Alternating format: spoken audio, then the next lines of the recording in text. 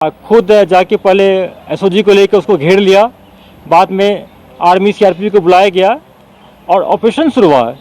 During encounters बड़ी दुख की बात है कि हमारे आर्मी के इंक्लूडिंग ऑफिसर्स और जवान 4, एक जेएनके पुलिस का एसआई हमारे काजी साहब थे जो पिछले 20 साल से एसओजी में काम करते थे और उस एरिया से बहुत वाकिफ़ थे, बहुत बहादुर ऑफिसर थे। उन्होंने बहुत सारे ऑपरेशन को लीड किया था, सक्सेस पाया, वो भी शहीद हो गए। उसके बाद 2 दिन के बाद हंदवाड़ा में एक कोविड रिलेटेड लॉकडाउन में नाका चेकिंग पर हमारे सीआरपीएफ पुलिस के काम चल रहा था, उसमें मिलिटेंट ने अटैक किया जिसमें सीआरपीएफ के 3 बहादुर हमारे कलीग शहीद हो गए। हम लोग को बहुत दुख हुआ। कहने का मतलब है कि 3 दिन के अंदर हम लोग अपना 8 कलीग को खोए। आप मीडिया फ्रेंड्स लोग भी हम लोग बहुत प्रेशर किए कि सिचुएशन आउट ऑफ कंट्रोल हो गया। ऐसी बात नहीं है, ये प्रोफेशनल हैजार्ड होता है। कभी कभी ऐसा धक्का लगता है पुलिस सिक्योरिटी फोर्स को, लेकिन इसी क्राइसिस में, इसी चैलेंज को हम लोग एक अपॉर्चुनिटी समझे और हमारा जेएनके पुलिस का जो काम करने का तरीका है, मेन फोकस हम लोग का होता है कि ह्यूमन नीड और टेक्निकल नीड को जनरेट करना और पुलिस आर्मी सीआरपीएफ को लेके ऑपरेशन लॉन्च करना, जो टेररिस्ट है उसको न्यूट्रलाइज करना। और सबसे पहले इसी के दरमियान में हम लोगों ने खास करके हमारे एक जो स्पेशल टीम चल रहा था, जो जिसको हेड कर रहे हैं हमारे डीआईजी अतुल साहब कर रहे हैं और इनके यंग ऑफिसर इसके अंदर हैं। उन्होंने हालांकि पिछले 6 महीना से एचएम के कमांडर रियाज नायको के पीछे थे, इन्फॉर्मेशन जनरेट कर थे और अभी तक में 5-6 उनके हाइडेड को हम लोग बस्ट कर लिए थे। बहुत सारे रेड मारे, कामयाबी नहीं मिला था, लेकिन मार्च फर्स्ट वीक में पिछले 6-7 दिन से इन्होंने अपने काम को और तेज़ी लाया और टीम को रात दिन, कभी कभी ऐसा हुआ कि इनके टीम ने रात में सिर्फ 2 घंटा 1 घंटा सोए, जगह रहे कंटिन्यूस, एक ट्रैक करते कि उसके मूवमेंट को, उनके ओजीडब्ल्यू को, उनके कुछ ओजीडब्ल्यू को अरेस्ट कर गया, इंटीग्रेट किया गया और बहुत पिन पॉइंट खबर मिला। उसके तहत पुलिस की छोटी टीम ने पहले उस घर को कॉर्डन कर लिया, बाद में आर्मी को बुलाया गया, सीआरपीएफ को बुलाया गया और पहला दिन सर्च करने पर उस घर में कुछ नहीं मिला। फिर भी हम लोग इतना कंफर्म थे कि इसके अंदर मिलिटेंट है, या तो अंदर में होगा कहीं हाइड आउट में। हम लोग कॉर्डन को नहीं हटाएं, कॉर्डन कंटिन्यू रहा। नेक्स्ट डे कल जाके सुबह 9 बजे जब मिलिटेंट ने पहले फायर किया, फिर हमारे फोर्स ने रिटेलिएट किया। उस रिटेलिएशन में जैसा कि हम सब जानते हैं, एचएम का चीफ जो था पिछले 8 ईयर से एक्टिव था और पिछले 3 साल से एचएम का कमांडर था, उसमें मारे गए। ये police, JNK police, CRPF, army, सारे सिक्योरिटी फोर्स के लिए बहुत कामयाबी की बात है। और उसके साथ साथ कल एक और इनकाउंटर हुआ था खिरू में, उसमें अवंतीपुर पुलिस और आर्मी सीआरपीएफ मिलकर 2 और मिलिटेंट को न्यूट्रलाइज किया था। तो टोटल कल 4 टेररिस्ट मारे गए, जिसमें एक एचएम का चीफ था और बाकी 2 एलईटी के थे। उसके बाद वहाँ पर इनकाउंटर साइट पर 5 अगस्त के बाद हम लोग पहला बार देखें कि जो लॉ एंड प्रॉब्लम ज़्यादा हुआ था। हालांकि ये एक पॉजिटिव साइन था कि लॉ एंड ऑर्डर जो था वह लोकलाइज था, इनकाउंटर साइट के सराउंडिंग था। कल मैंने खुद हेलीकॉप्टर से पूरा रेकी किया, साउथ कश्मीर में कहीं भी कोई प्रॉब्लम नहीं थी, सिर्फ उस इनकाउंटर साइट पर हुआ था। हैवी पथराव हुआ था, उसमें हमारे 2 व्हीकल डैमेज किए। उस दरमियान हम लोग उसको हैंडल किए, प्रोफेशनली किए। फिर भी कुछ करीब 10-11 जो मिसक्रिएंट्स स्टोन पेल्टर इंजर्ड हो गए, 1-2 को बुलेट की इंजरी भी हुआ है। हॉस्पिटल में सारे हॉस्पिटलाइज है, हम लोग उसको मॉनिटर कर रहे हैं, सब आउट ऑफ कंट्रोल है।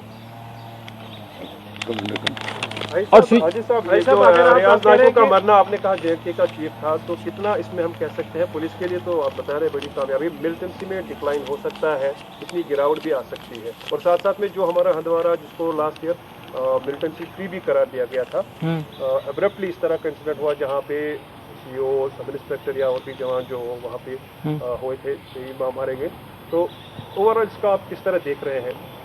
नॉर्थ कश्मीर मिलिटेंसी फ्री होना, दोबारा एक्टिव होना, यहाँ से आप कह रहे हैं कि मिलिटेंसी चीफ मारा गया, डिक्लाइन आ सकता है, या इसमें अभी उभार जो आपको कल वहाँ से स्टोन पेल्टिंग किया बाकी चीज़ों की सूरत में देखने को मिला है? देखिए ऐसी बात नहीं, जैसे कि आप देखते हैं, हम सब जानते हैं कि लास्ट ईयर नॉर्थ कश्मीर में 35 मिलिटेंट मारे गए थे। इस बार टोटल अभी तक नए मिलिटेंट्स मारे गए। ऐसा नहीं था कि लास्ट ईयर मिलिटेंट्स ही वहाँ पर नहीं था और इस बार हो गया।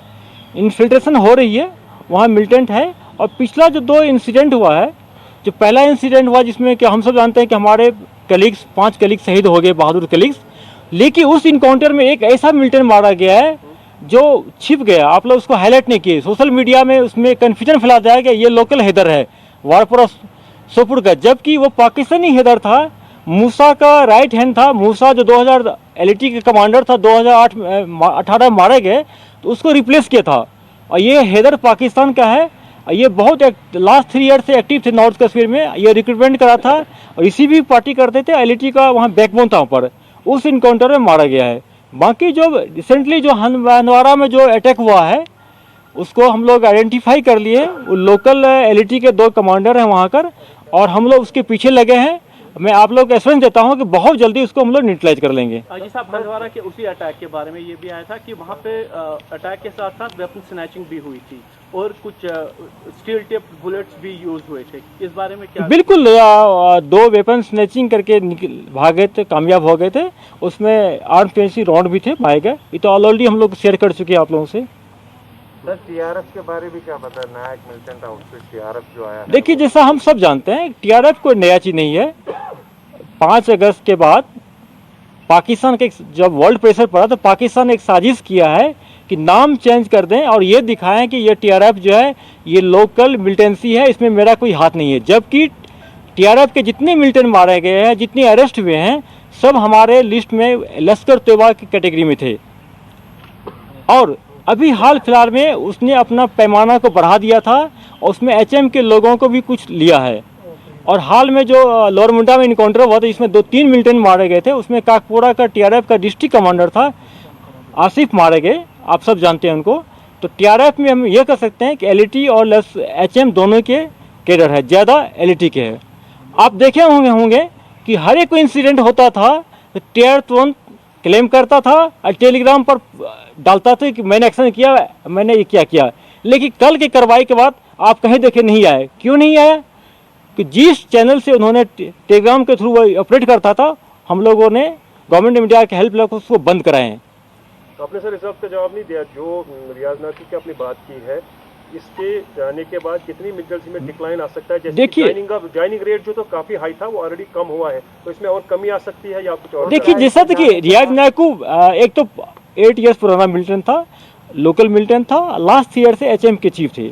और रेगुलरली हर एक 2 महीना पर 1 महीना पर एक वीडियो रिलीज करता था, यूथ को इंस्टिगेट करता है मिलिटेंसी ज्वाइन करने के लिए। ये कोई छिपाने की बात नहीं है, मुझे कहने में कोई हेजिटेशन नहीं है कि मिलिटेंसी रैंक में उनका पकड़ स्ट्रॉन्ग था, इन्फ्लुएंस करने का पावर था, इन्फ्लुएंस करता था। तो उसके मरने के बाद ये जो रिक्रूटमेंट है इसमें फर्क आएगा, कमी आएगी। दूसरी बात है कि उस एरिया में नार्को टेररिज्म का बोझ था। जितने भी ओपियम की खेती होते उससे उसको पैसा मिलता था, आज स्मगलिंग कराते थे, बहुत सारे सिविलियन किलिंग इन्वॉल्व थे। ये डेमोक्रेटिक प्रोसेस में ये लोगों को धमकाते थे कि वोट मत डालो, और पुलिस वाले को अटैक करते थे, सिक्योरिटी फोर्स पर अटैक करते थे, इनोसेंट सिविलियन पर अटैक करते थे, किलिंग करते थे। जैसा कि हम सब जानते हैं कि 25 मार्च को जो लॉकडाउन शुरू हुआ था तो बुरहान वानी रियाज नायकू का एक वीडियो आया था। उस वीडियो में उन्होंने कहा था कि कोरोना से ज़्यादा यहाँ की JNK police security force harmful है, इस पर अटैक करो, इसको मारना चाहिए। उसके बाद देखे होंगे कि पुलिस पर अटैक हुआ, पुलिस को किडनैप करने का प्रयास किया, सिविलियन किलिंग हो गया। तराल एरिया में 2 सिविलियन मारा गया, उसके बाद आपको कुलगाम में मारा गया, संगम में मारा गया, 6-7 सिविलियन पर अटैक है। इस नाम पर कि पुलिस का इन्फॉर्मर है, जबकि वो इनोसेंट सिविलियन थे।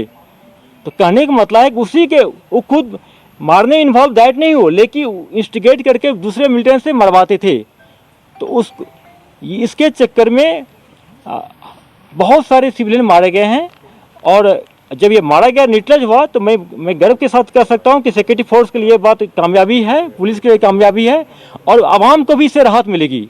अजीत साहब, आप कह रहे थे कि जो लॉ एंड ऑर्डर सिचुएशन है वो कंट्रोल में है, लेकिन इंटरनेट बंद है, मोबाइल सर्विस बंद है, कब तक रेस्टोर होगा? और देखिए, लॉ एंड ऑर्डर आईजी साहब के हुक्म से बनने होता है। आईजी साहब कुछ जो हमारे टूल्स है उसको यूटिलाइज करते हैं। उस पर पहला है कर्फ्यू इम्पोज करना, कम्युनिकेशन में ब्लॉक लगाना, नाका लगाना, डिप्लॉयमेंट करना, ये हमारा टूल्स है, लीगल टूल्स है। तो इसी के चलते ना कंट्रोल होता है। ऐसा नहीं होता कि हम हुक्म दे तो कंट्रोल हो जाएगा। तो ये जो कम्युनिकेशन गैप लगना ये बहुत जरूरी है। नहीं तो आप देखते हैं कि अगर नहीं बंद करते हैं तो अभी तक इतना रिमोट ऑफ हेल्थ देखते हैं, पुराना वीडियो को अपलोड करता है, लोगों को हिस्ट्री करता है, हर जगह प्रॉब्लम होता है। अब कब तक रहेगा? बहुत जल्दी कंट्रोल कर लेंगे हम लोग, कर लेंगे, फिर खोल देंगे, कोई बड़ी बात नहीं है। साहब, क्या रियाज नायकू के जाने से माना जाए कि लीडरशिप जो है वो वाइप आउट हुई, और दूसरी बात क्या रियाज नायकू टनल्स का इस्तेमाल करता था आने जाने के लिए या फरार होने के लिए? कोई टनल का अभी तो कोई रिपोर्ट नहीं है, लेकिन उसका अपने एरिया में लोकेलिटी में काफ़ी हाइडआउट था। कम से कम 6-7 मरने के पहले हाइडआउट को हम लोग बस्ट कर चुके थे। ये 7वां हाइडआउट था जिसमें मिला ये, और बहुत कंट्रोल इससे होगा। क्या लीडरशिप खत्म हो गई है मिलिटेंट? ऑब्वियसली जो उसका मोस्ट जो एक्सपीरियंस लॉन्ग हैंडल लीडरशिप खत्म हो चुका था, उसका सिर्फ नहीं, कारी यासी मर गए, जैस का भी हो गया है, एजीएच की हो गया है, लेकिन लीडरशिप तो बनते रहता है जी।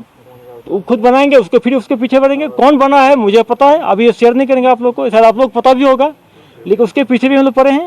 विजय जी, जो आर्टिकल 370 के जाने के बाद ये अटकलें लगाई जा रही थी कि हॉट समर होगा, तो आपको लगता है कि जिस तरीके के हमले हो रहे हैं या इन्फिल्ट्रेशन हो रही है, कोशिश की जा रही है कि उस तरीके के हालात बनाए जा सके? देखिए, जब से हम लोग कश्मीर JNK एकेडमी ज्वाइन किए, ये हम लोग मानते हैं कि होली मंथ रमजान में अटैक बढ़ता है, लेकिन हम लोग दो चीज हमारे लिए चैलेंज था। पहले होली रमजान मंथ था, दूसरा कोविड में डिप्लॉयमेंट। मेरा मैक्सिमम फोर्स लगा है कोविड डिप्लॉयमेंट में लगा है, लेकिन इस सिचुएशन के रहते हुए हम लोग प्लानिंग किए हुए थे, अभी भी किए हैं, उस पर जारी है कि एंटी टेररिस्ट ऑपरेशन को हम लोग लॉकडाउन नहीं करेंगे, इसमें तेजी लाएंगे, करते रहेंगे। One last question Vijay ji, हमने देखा कि पहले सिर्फ एफसी जो होते थे उनकी बॉडी आप खुद ले जाते थे, लेकिन अब जो सिविलियंस हैं उनकी बॉडी को भी उनके परिवार को नहीं दिया जा रहा है, इसका क्या रीजन क्या है? अचानक से चेंज कर रहे हैं। हनबारा जो अटैक में एक अनफॉर्चुनेटली एक लड़का जो मेंटेनेंस में था उसको गोली लग गया था। हम लोग उनके घर वाले के पास ऐसे जगह मोटिवेट किए कि अगर हमको आपको डेड बॉडी देते हैं, देने में कोई दिक्कत नहीं, पहले तो मीडिया में बता दें इनोसेंट है, कुछ नहीं छिपाए हम, अगर आपको देंगे तो गांव वाले आपको प्रेशराइज करेंगे, 2000 लोग आ जाएंगे, उसके जुलूस में जाएंगे, जनाजा फ्यूनरल में। तो चूंकि रेड जोन एरिया है तो संभावना था कि स्प्रेड हो जाता वायरस वहाँ पर। उनके फैमिली मेम्बर मुतमिन हो गए, उनके इज्जत के साथ गाड़ी में ले गए, हम लोग एक आइसोलेट जगह पे उनको बारामूला में लाश सेट करवाई इज्जत के साथ। नहीं, अदर मिलिटेंट्स जो लोकल मिलिटेंट्स थे उनकी बॉडी पहले परिवार को दी जाती थी, अब वो नहीं दी जाती। बिल्कुल, जब तक कोरोना वायरस का खतरा है तब तक हम लोग नहीं देंगे। सर फोन कब छोड़ेंगे? नेट तो आप ऑन ऑफ करते हैं, बात करेंगे फोन पे आपसे। Thank you very much.